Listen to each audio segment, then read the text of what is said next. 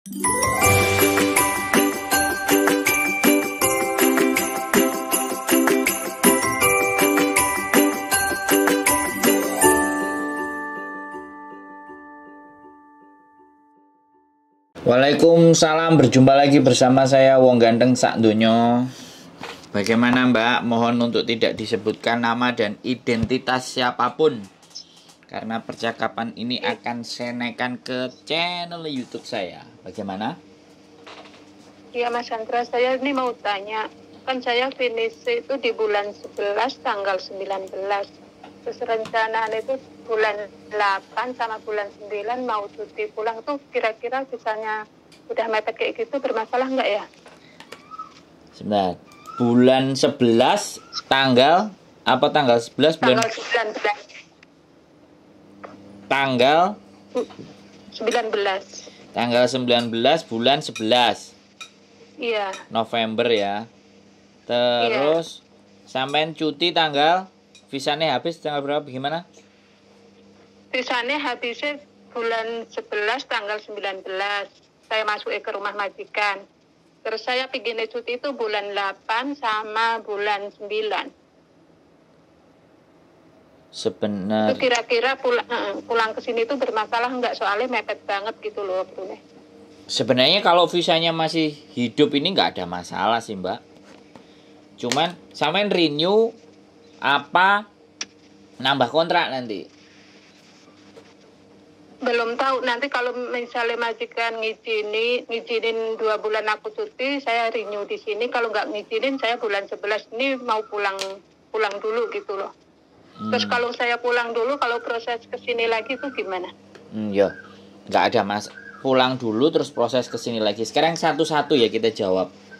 Visa sampean masalah nggak pada saat sampean cuti terus visanya habis? Selama visa sampean masih ada, maka sampean tidak ada persoalan. Selama visa masih ada, ya itu prinsipnya. Selama visanya masih ada, itu tidak ada masalah. Lah perkara nanti setelah itu baru sampean mau renew lagi terus pulang dulu atau bagaimana, itu perbincangan sampean sama majikan selanjutnya toh. Bisa dipahami? Nah, bisa dipahami nggak? Jadi gimana? Iya kan, karena nanti malam aku mau dudukan sama majikan, musyawarah sama majikan, diizinkan nggak kalau saya pulang bulan 8 sama bulan 9 ini, karena kan di rumah ada acara. Tapi kalau nggak diizinkan ya terpaksa saya undur acaranya, terus nanti bulan 11 itu saya pulang dulu ngurusin rumah gitu loh. Terus saya kesini lagi belum pingin istirahat di rumah gitu. Oh, itu nggak ada masalah. Secara prinsip selama visa ya kan, selama visa sampean masih ada, maka sampean balik ke sini pun tidak ada jadi persoalan. Visa kan masih hidup. Itu aja prinsipnya. Jadi kalau terus ternyata nggak usah cuti, kamu nanti aja pas renew kamu boleh pulang, nah ya baru berarti sampean renew dulu. Udah setelah renew mau sampean pulang sebenarnya nggak ada masalah. Mau setelah renew ya sampean tanda tangan, diurusi terus sampean mau pulang, itu sebenarnya nggak ada persoalan. Cuman saya nggak ngerti, namanya majikan kadang-kadang ada yang nggak was-was, nggak balik atau apa. Nah itu kan psikologinya majikan sendiri-sendiri masing-masing. Saya nggak bisa tahu kalau yang untuk urusan itu gitu loh Mbak. Bisa dipahami nggak? Iya. Intinya sampean nggak ada masalah menurut saya. Tidak menjadi persoalan. Jadi bebas mau cuti dulu terus nanti mau balik karena visa masih hidup, atau sampean mau renew dulu terus pulang Indonesia baru visa turun baru sampean balik juga nggak ada masalah. Dua-duanya nggak ada persoalan. Itu nggak masalah seandainya bulan nanti mau pulang bulan 8 tuh renew dulu, nggak masalah, atau nunggu pulang ke sini dulu baru renew? Sampean bulan 8, sedangkan sampean finish itu November, bulan 11 itu masih 3 bulan. 2 bulan itu baru Mbak. November ini berarti sampean bulan 10. Bulan 10 itu apa, Oktober baru boleh. Sampean renew-nya itu Oktober. Kalau bulan 8 itu masih kemajuan gitu, terlalu cepat. terlalu Iya, karena cepat. majikan entah ngizinnya atau enggak, karena 2 bulan gitu loh. Ya. Karena kalau ada acara di Indo tuh, kalau pas di bulan 8 tuh, kalau orang Jawa kan nggak boleh tuh pas saksi suro. Terus saya kan selalu hari saksi suro tuh di bulan 9. Bulan 8 majikanku tuh loihang. Kan sekali majikan nggak ada, inginin saya tuh pulang gitu loh. Nah, Daripada ribet. iya, ya nggak ada masalah Mbak. Jadi yang ingin saya sampaikan kepada sampean secara prinsip, selama visa sampean hidup, ya itu prinsip ya. Kita Iya, mau bagaimana kasusnya, yang penting kan prinsipnya kan, prinsipnya visa iya, sampean masih ada itu tidak menjadi persoalan sampean balik ke Hong Kong ya. Itu prinsipnya. iya, Nah, itu aja. Jadi kalau sampean mau renewnya ya minimal 1 atau 2 bulan menjelang bulan November.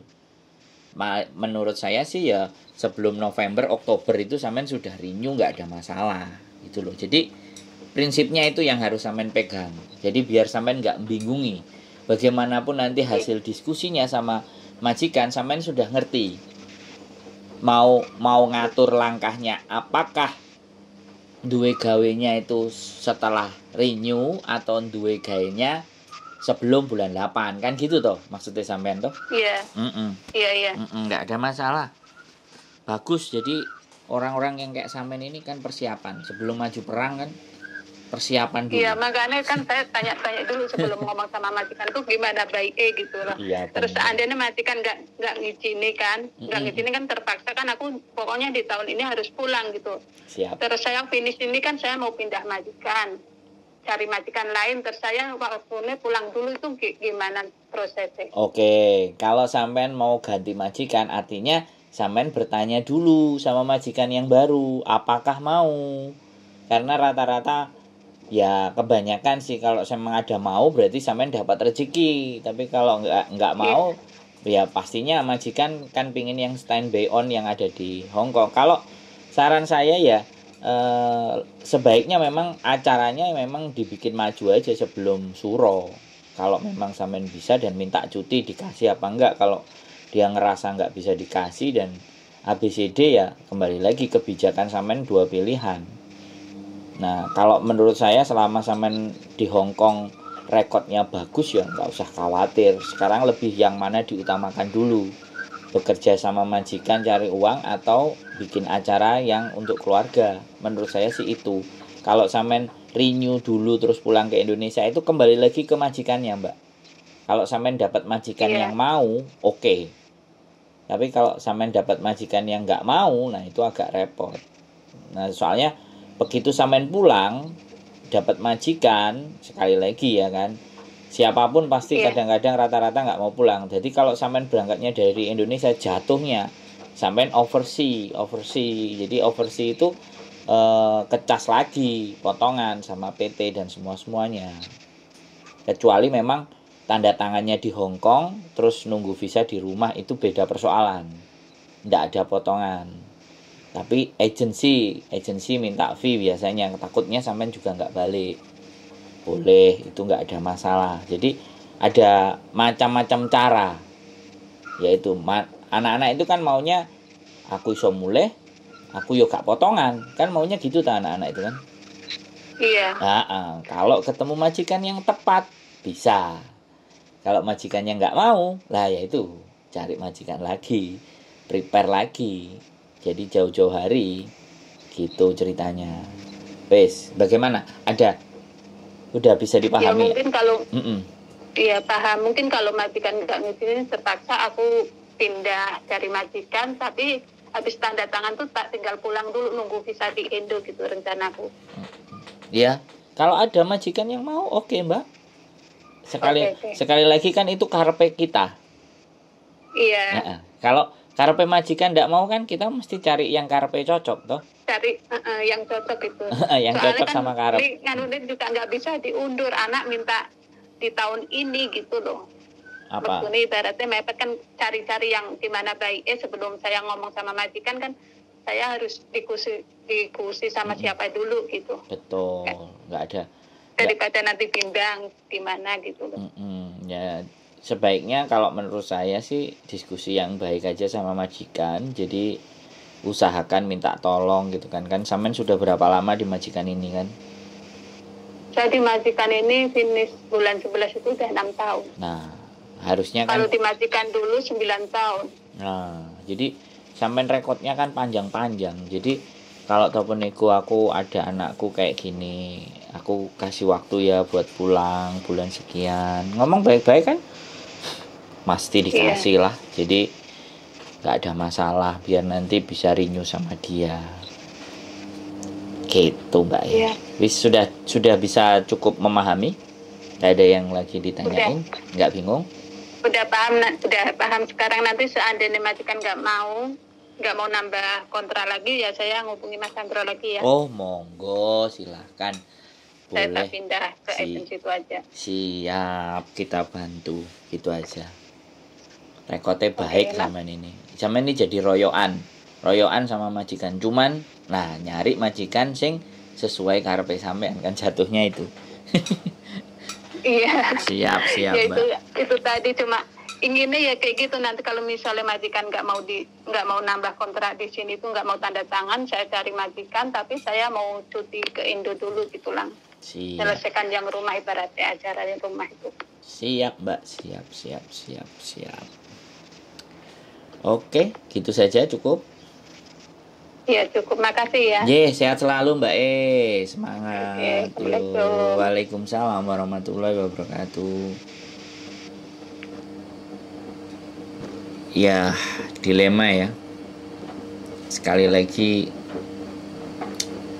namanya orang tua ingin ada hajat acara di rumah, tapi kebentur dengan kepentingan majikan, dan mbaknya juga masih ingin kerja di Hong Kong. Tapi ya sudah, sekali lagi kehidupan itu selalu tentang sebuah pilihan. Apapun pilihannya kita harus siap dengan risikonya, dan saya senang yang mbak seperti ini ngajak ngobrol, ngajak diskusi kira-kira bagaimana dan seperti apa. Teman bicaranya ya terima kasih, saya dipercaya untuk teman diskusi buat teman-teman semuanya. Keep stay tune my YouTube channel and see you next video. Bye bye.